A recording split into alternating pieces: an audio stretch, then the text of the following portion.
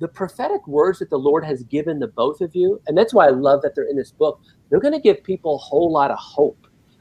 We go to war with prophetic words because if God spoke or showed you something, that clearly shows what his will or his intention is for America. And Jolene, I'll put you on the spot here, but that's all right. We can chat about it. What are just some of the things you've seen either in dreams or visions or prophetic words concerning God's heart, God's vision for the future of America?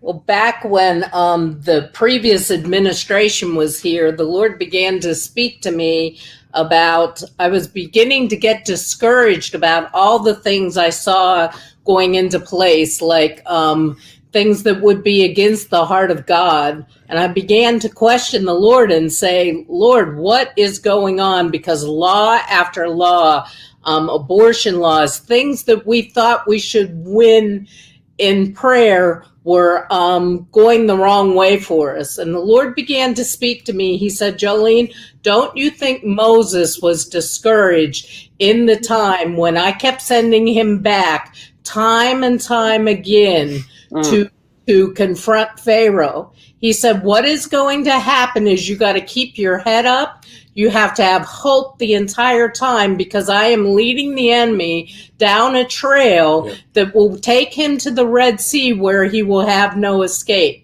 He said, you're going to watch in the 10 plagues. He literally told me years ago that the 10 plagues were going to come.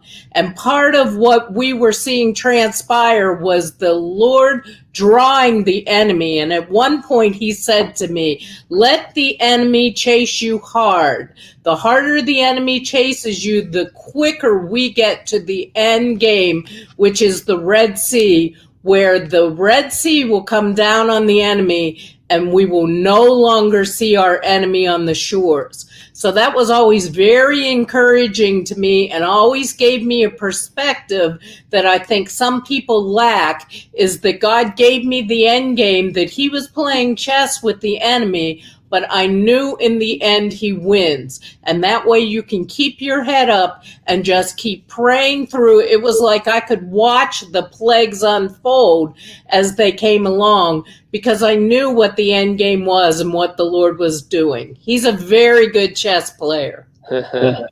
I love that. And that is encourage those of you who are watching. The reality is when you have a vision of what God's end goal, the end game is, then we can be confident. At the same time, and I'm going to ask you about this, John. This book really motivates us, I believe. I'm going to make up some new language tonight. Intercessory activists. I believe we need to take our place. Because I know there's a lot of prophetic words out there. Oh, Trump will just be reelected, and this is going to happen, that's going to happen. But for prophecy to come to pass, there must be a collaboration between heaven and earth. And that is why I believe you guys carry real grace to motivate others to pray and intercede. You know, John, what would you say to those right now who are maybe feeling a bit discouraged and they're like, oh, but we're praying and we're doing everything we know to do. And, you know, what would you say to just the battle-scarred, weary believer right now as words of encouragement? Well, to the battle-scarred, weary believer, I'd say the Lord's eyes are on you, and he has an incredible, incredible future just ahead for you.